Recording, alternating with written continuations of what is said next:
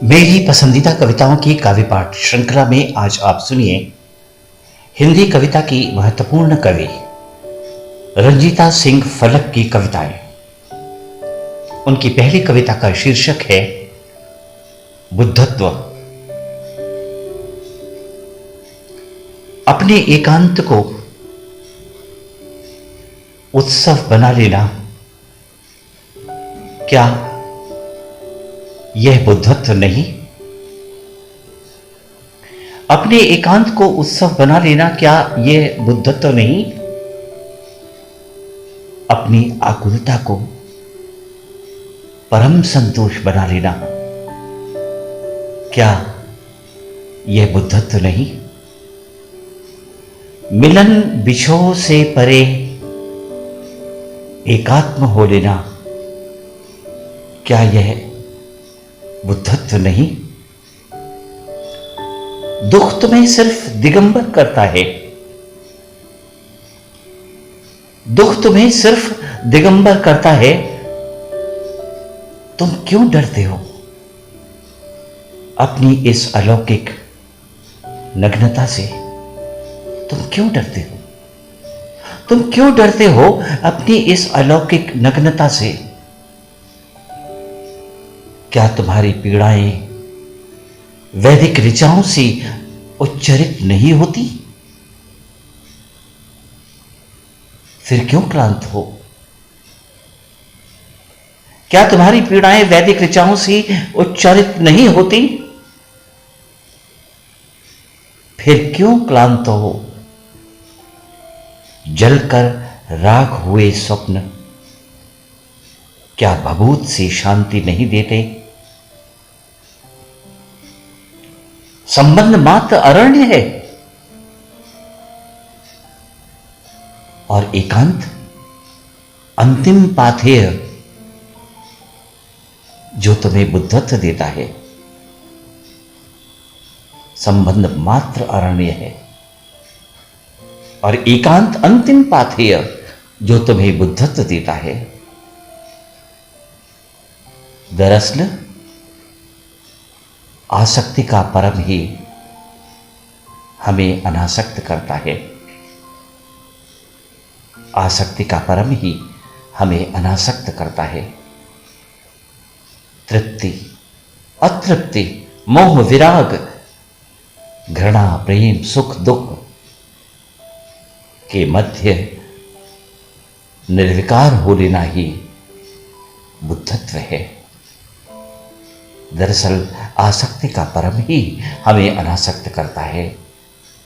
तृप्ति, अतृप्ति, मोह, विराग, घृणा, प्रेम, सुख, दुख के मध्य निर्विकार हो लेना ही बुद्धत्व है।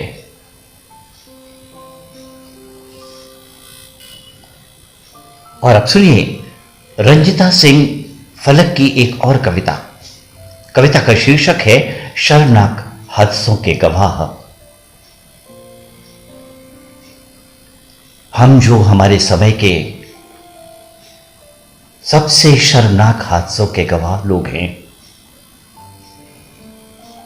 हम जो हमारे समय के सबसे शर्मनाक हादसों के गवाह लोग हैं, हम जो हमारे समय की गवाही से मुकरे, डरे, सहमे, मरे से लोग हैं, हमारे माथे सीधे सीधे इस सदी के साथ हुई घोर नाइंसाफी को चुपचाप देखने का संगीन इल्जाम है। हमारे माथे सीधे सीधे इस सदी के साथ हुई घोर नाइंसाफी को चुपचाप देखने का संगीन इल्जाम है। हमने अकीदत की जगह की है सिर्फ और सिर्फ कुफ्र। हमने अपने समय के साथ की है दोगली साजिशें। हमने अपने हिस्से की जलालत पोंछ ली है पसीने की तरह और घूम रहे हैं बेशर्म मुस्कुराहटों के साथ दोहरी नैतिकता लिए। हमने अपने हिस्से की ज़रारत पोंछ ली है पसीने की तरह और घूम रहे हैं बेशर्म मुस्कुराहटों के साथ दोहरी नैतिकता लिए। हम सिल रहे हैं चिथड़े हुए यकीन के पैरहन और उदासियों, मायूसियों और नाकामियों के लिहाज से ढक सके अजरे सपनों के चेहरे। हम सिल रहे हैं चिथड़े हुए यकीन के पैरहन और उदासी, मायूसियों और नाकामियों के लिहाफ की ढक सकें अधजले सपनों के चेहरे। हमने अपने होठों पर जड़ ली है एक बगैरत चुप्पी। हमने अपने होठों पर जड़ ली है एक बगैरत चुप्पी, बड़ी ही बेहियाई से दफना दी है जिंदा सवालों की पूरी फेहरिस्त। बड़ी ही बेहियाई से दफना दी है जिंदा सवालों की पूरी फेहरिस्त। हमने अपने तालू पर चिपका लिए हैं चापलूसी के गोंद। हमने अपने तालू पर चिपका लिए हैं चापलूसी के गोंद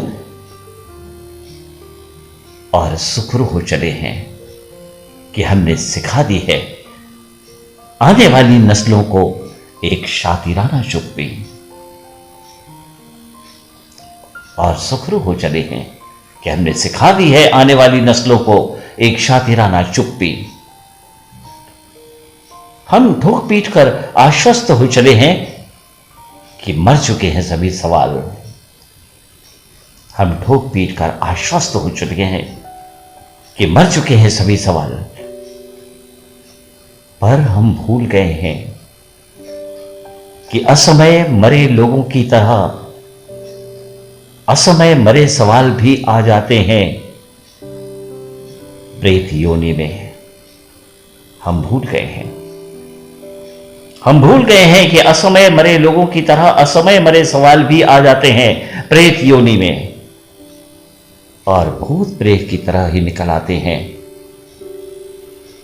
व्यवस्था के मकबरों से और मंडराने लगते हैं चमगादड़ की तरह हमारी चेतना के माथे पर। हम भूल जाते हैं कि कितनी भी चिंदी चिंदी कर बिखेर दें, हम भूल जाते हैं कि कितनी भी चिंदी चिंदी कर बिखेर दें तमाम हादसों के दस्तावेज, वो तैरते रहते हैं अंतरिक्ष में शब्दों की तरह।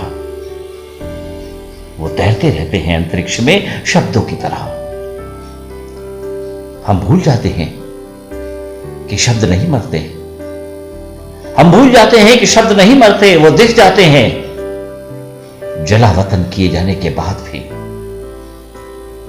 वो दिखते रहते हैं हमारे समय के दर्पण में, जिन्हें हम अपनी सहूलियत, महत्वाकांक्षाओं और लोलुपताओं के षड्यंत्र में दृष्टि दोष कहकर खारिज कर देते हैं।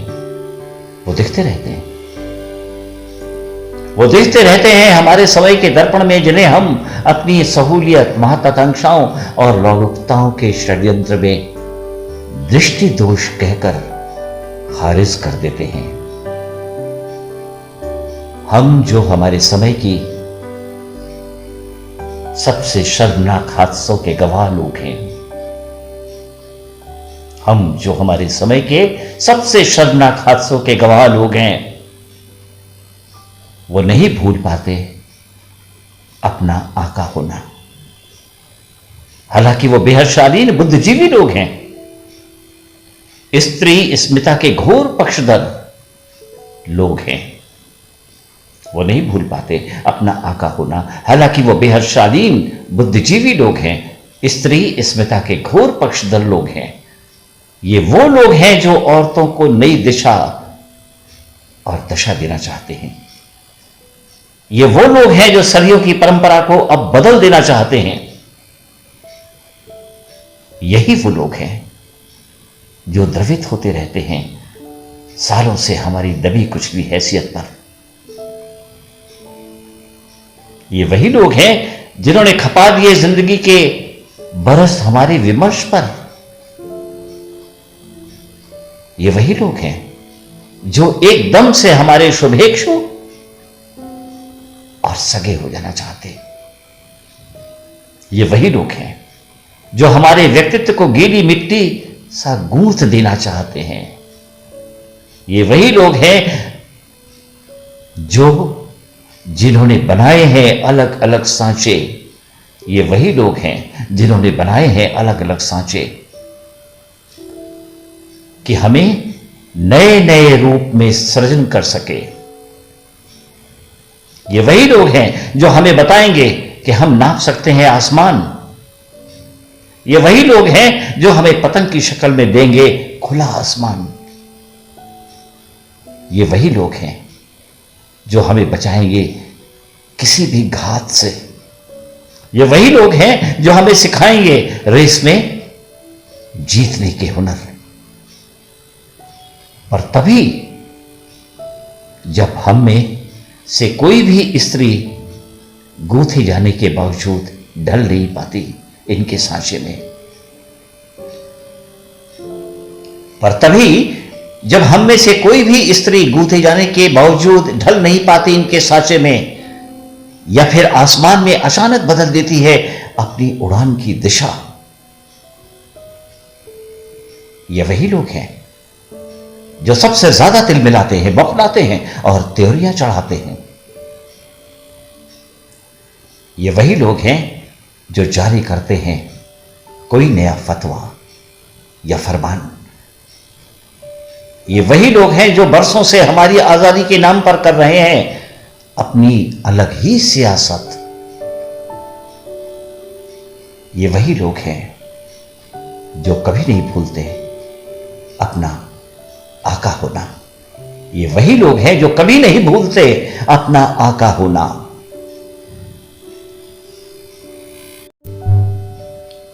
और अब सुनिए रंजिता सिंह फलक की एक और कविता।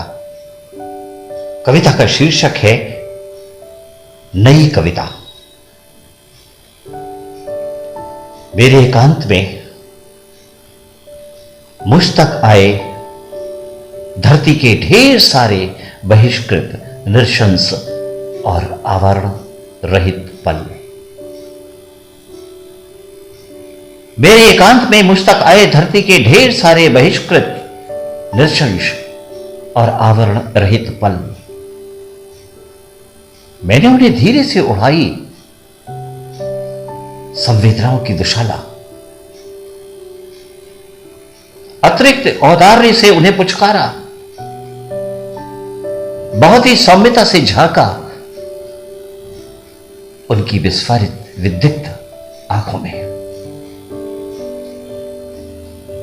मैंने उन्हें धीरे से उड़ाई संवेदनाओं की दुशाला, अतिरिक्त औदार्य से उन्हें पुचकारा, बहुत ही सौम्यता से झांका उन विस्फारित विदग्ध आंखों में।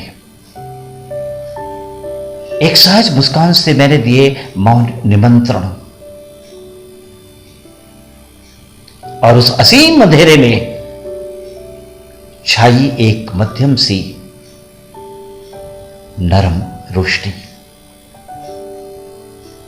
धीरे धीरे दिखने लगा उन आंखों का अरण्य। धीरे धीरे दिखने लगा उन आंखों का अरण्य। पीड़ा और पराजय के हजार पल पत्तों से कांप रहे थे वक्त की शाख पर। पीड़ा और पराजय के हजार पल पत्तों पर कांप रहे थे वक्त की शाख पर। साएं साएं बह रही थी, एक अजीब सी अदृश्य हवा। साएं साएं बह रही थी, एक अजीब सी अदृश्य हवा। कुछ अस्फुट स्वर गूंज रहे थे, ठीक उन फतवों की तरह जिनके डर से सहम कर ठहर गए थे हर सदी में जाने कितने कितने पल। उन पलों का मौन एक पाषाण हो गया। उन पलों का मौन एक पाषाण हो गया, पर बह रही थी बहुत अंदर बची हुई चेतना की एक क्षीण सी नदी। मौन के पाषाण पर कान धरकर मैंने सुने बीते सदियों के क्रांति के गीत, काल के ताल में थिर के युग प्रवर्तक के चेहरे। मौन के पाषाण पर कान धरकर मैंने सुने बीते सदियों के क्रांति के गीत, काल के ताल में थिर के युग प्रवर्तकों के चेहरे। और तभी हमारे समय के भयानक शोर ने मेरे एकांत के चिथड़े उड़ा दिए और मुझे दिखने लगी अपने इर्द गिर्द बिखरी हुई हजार चीखें, और दम तोड़ते वो सारे नए और सुंदर पल जिन पर कल ही लिखी थी मैंने एक नई कविता। और मुझे दिखने लगी अपनी इर्द गिर्द बिखरी हुई हजार चीखें और दम तोड़ते वो सारे नए और सुंदर पल जिन पर कल ही लिखी थी मैंने एक नई कविता, जिन पर कल ही लिखी थी मैंने एक नई कविता।